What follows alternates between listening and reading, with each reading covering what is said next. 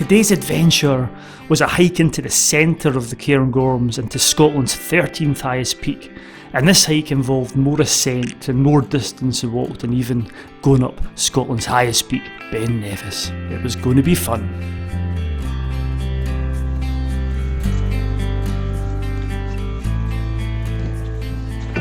You can probably tell where I am today in this rather unsightly ski development.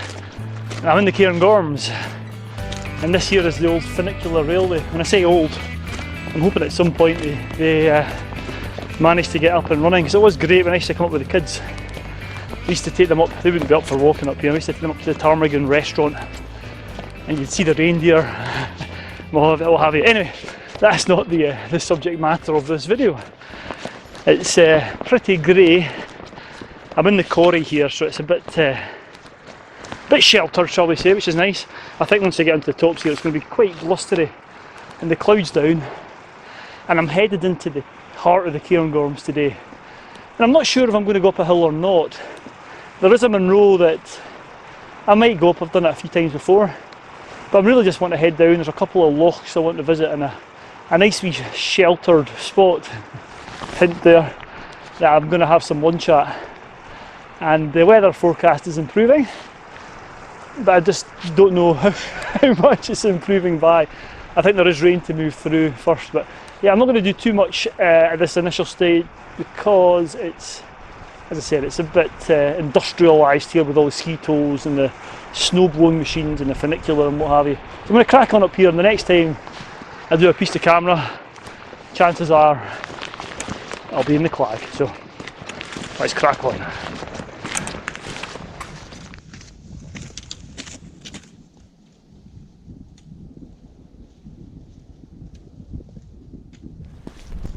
Now that's me making my way up out of the Cairngorms where the ski lifts are, and I kind of followed the main ski road or highway, which zigzags its way up the mountain, and then this lovely path here just cuts off. You could walk past it, to be fair, but look out for the stones, and this takes me up onto the ridge, hike I'll call Cairngorms.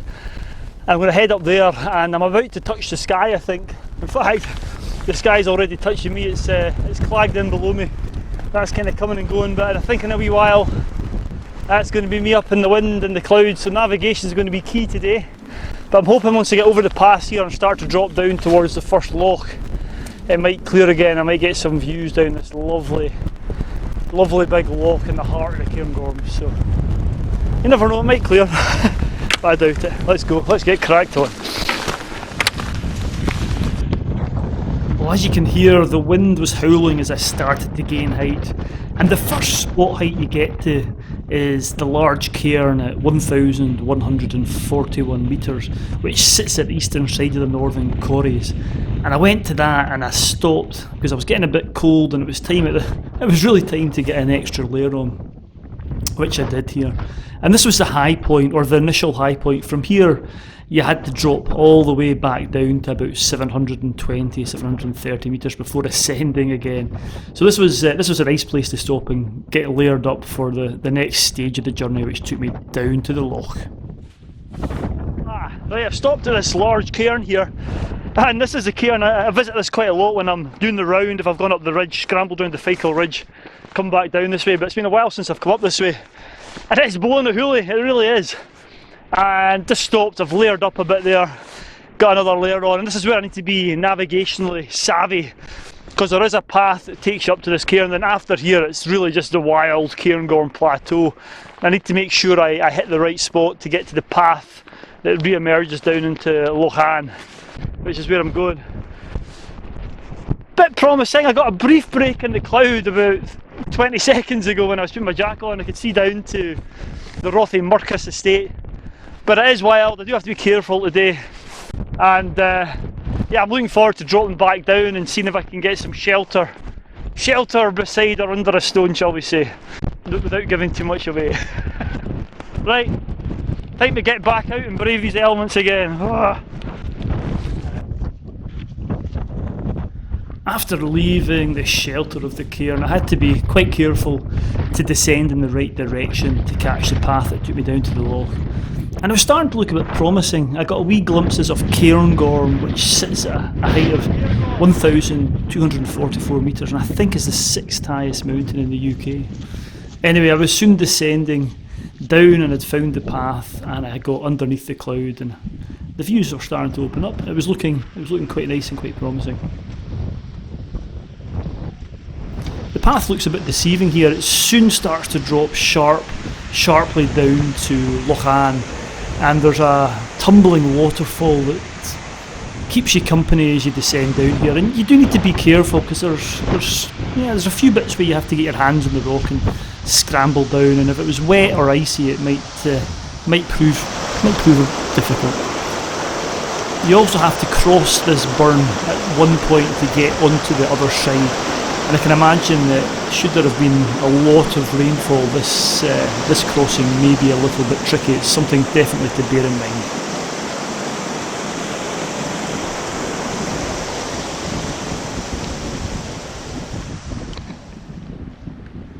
Whoa, look at this. Oh, what a sight this is. Oh, I'll come up so you can see me. Hopefully you can see me now. Ah yeah, I've dropped down into the Loch Avon basin, and it's a bit, the wind has dropped down here, but what a place it is. You'll never get the sense of scale from the wee GoPro I'm using, but when you come round you get this view. I think that's Hell's Lum.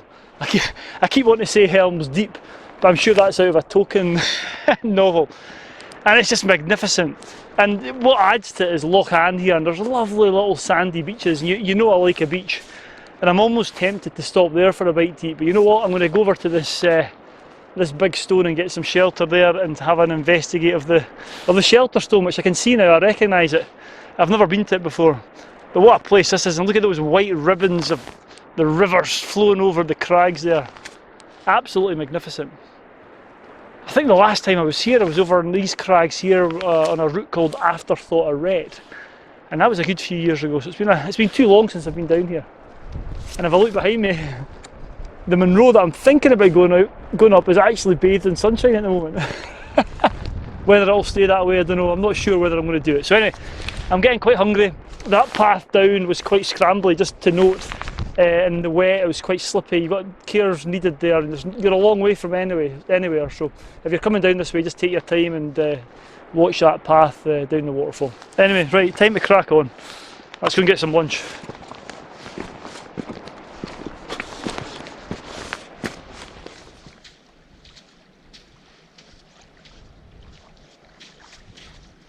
I headed along the shore of Loch Avon, and you know I love a good beach, and these are absolutely idyllic. I can imagine this being a fantastic spot when the sky's blue and the sun's out.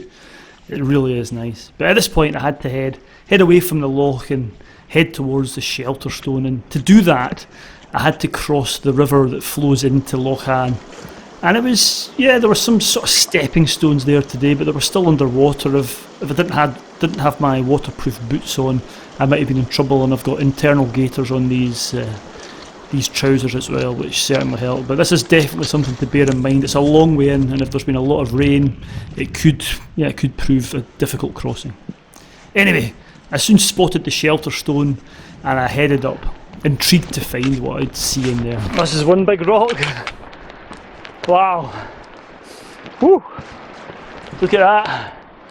Well, this is the famous shelter stone rock, and it's got a big cairn on the top. It's kind of hard to miss, to be honest with you. And it's probably one of the first sort of house, and probably the most famous house. It was certainly the first one I'd heard of. I've never spent the night in it. In fact, I've never actually visited it in all these years. This is the first time I've been, so I'm quite intrigued to see what's inside. So I'm going to get my head torch on because it looks kind of dark in there, and we'll go in and see what it's like.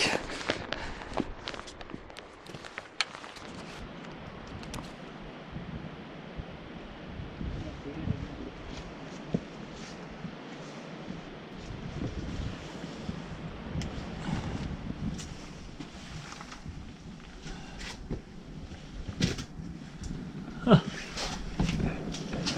That's bigger than I thought I knew. Hey, this. Well, here I am in the space, in the shelter, so hopefully you can see me. But yeah, I can see why this would be quite a nice wee place to spend the night. Actually, it's bigger than I thought.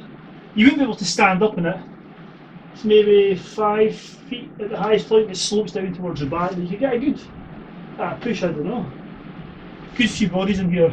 I'm not going to say a certain number because I know somebody will say, "Oh, we had so many more than that in there." But it's certainly sheltered. It's raining outside. It's windy, and in here it's lovely. It's quite nice. So I'm going to. I want to get something to eat in here out of the wind, and then assess my options for the rest of the day. So as you can see from the water droplet on the lens, the rain had been on, so the shelter stone was a perfect place for me to stop and have some lunch. But you know what, needs must in it. It was time to head on and head up to the second loch-in of the day before deciding on whether I would head up the Munro in the heart of the Cairngorms. And I passed a number of other big rocks which had house underneath them, and I must have spotted at least 2 or 3 other house on the hillside which would provide some shelter if the shelter stone itself was full.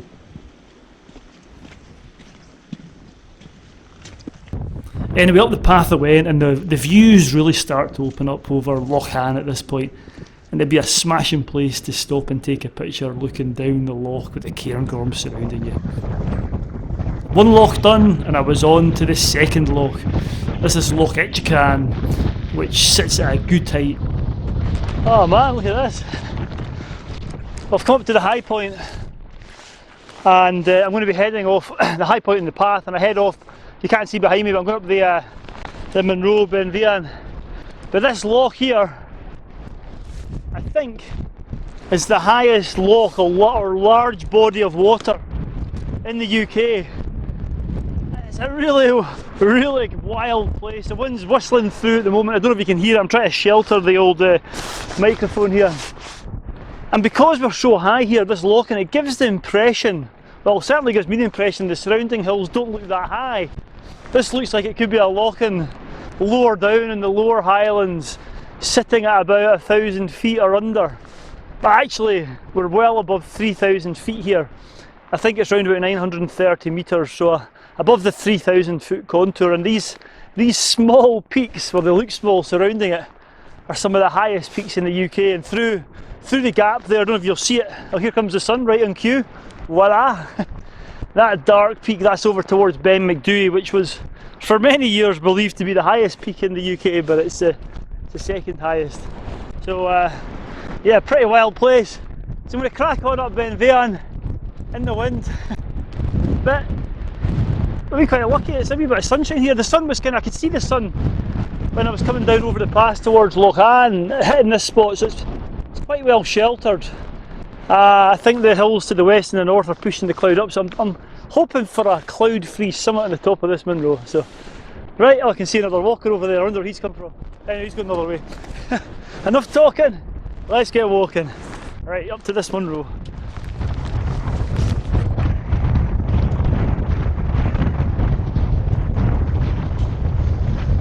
Leaving the loch-in, it was now about 250 metres of ascent to get to the summit, which sits at 1,182 metres, and the wind was howling. It was nice because it was at my back, it was giving me some wind assistance on the way to the top.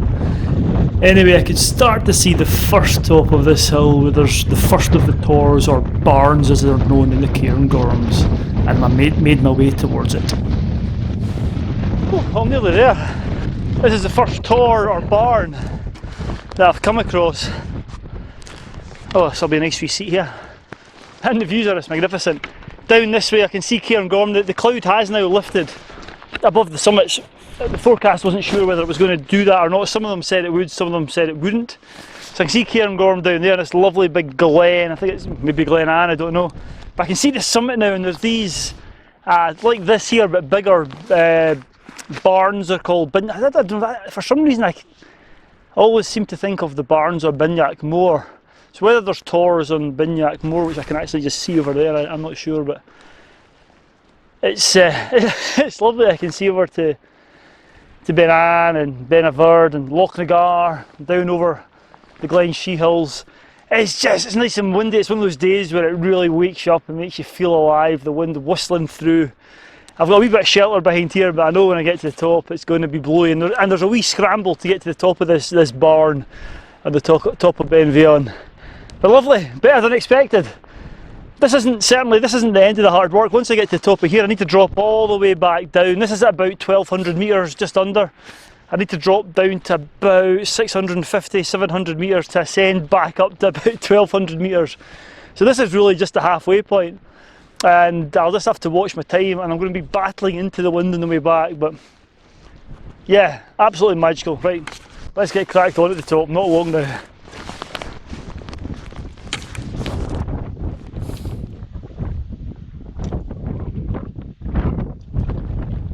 The summit tours or barns on Beinn Mheadhoin are really a distinguishing feature, and as I got closer to them I realised and remembered from the last time how big they are. They really are the size of houses, and of course the biggest one is what marks the summit.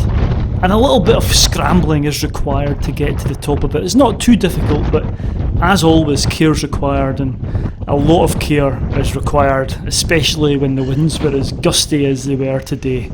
But still, what a place to be, and what a way to summit a hill.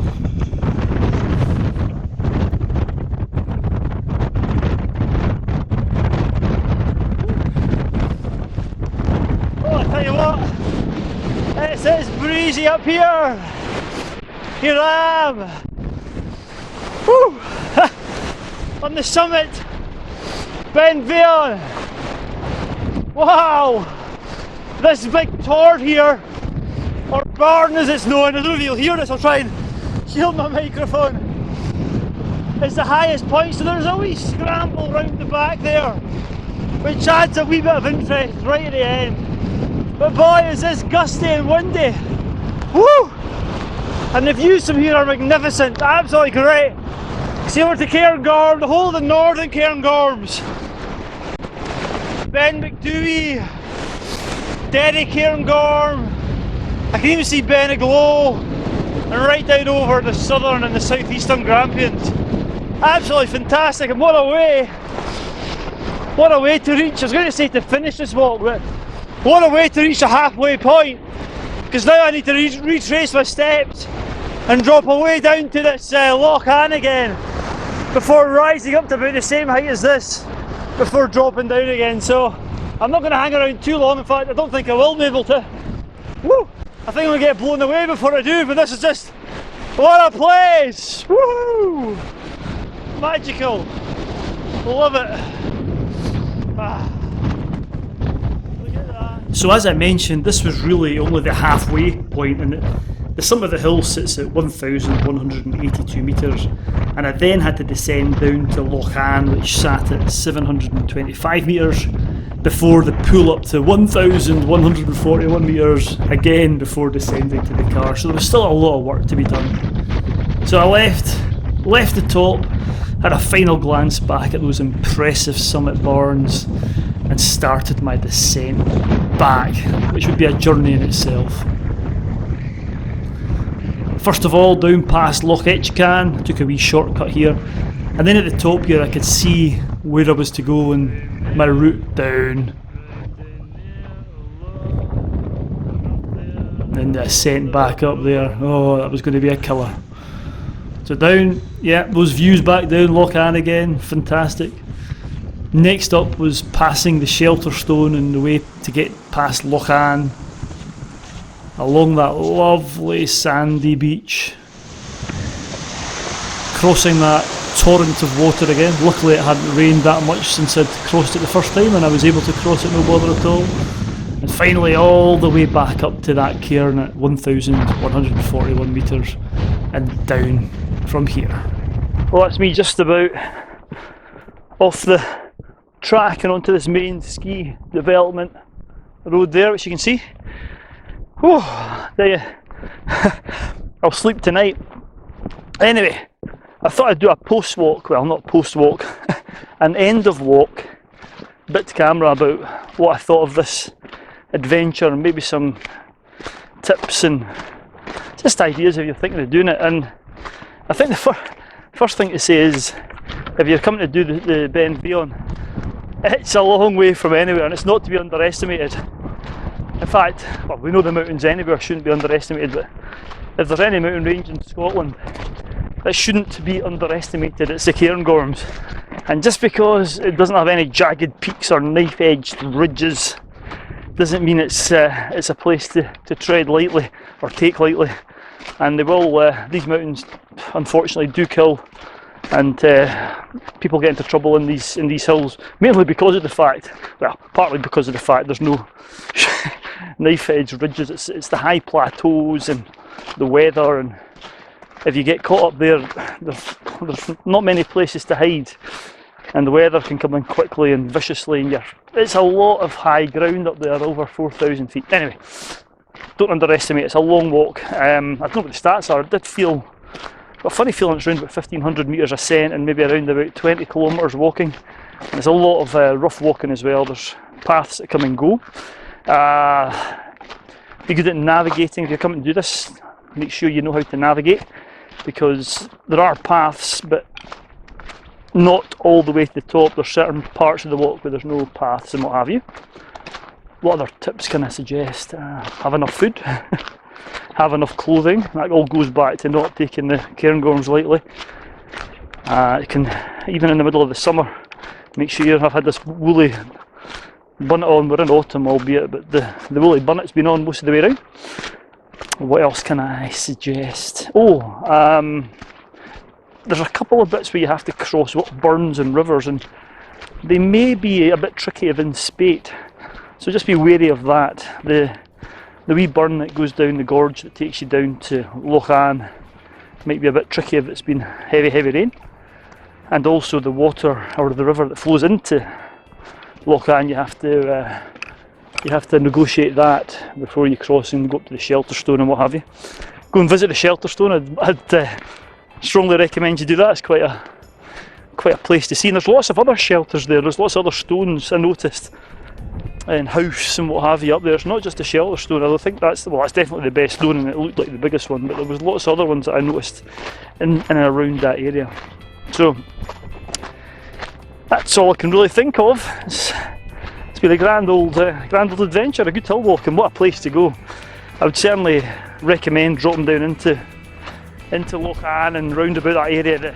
The scenery and those sort of massive towering cliffs, you know, Shelterstone Crag and Helmslum and these sort of places, just makes it a massive big amphitheatre, and the loch running down the glen. It's a good place for photography, I think. One of the few places in the Cairngorms where it might be quite easy to capture it. Anyway, I'm going to shut up now. Another 15-20 minutes I'll be at the car, and then it's about a 2-hour drive home. So until the next time, stay safe out there guys, and thanks for watching.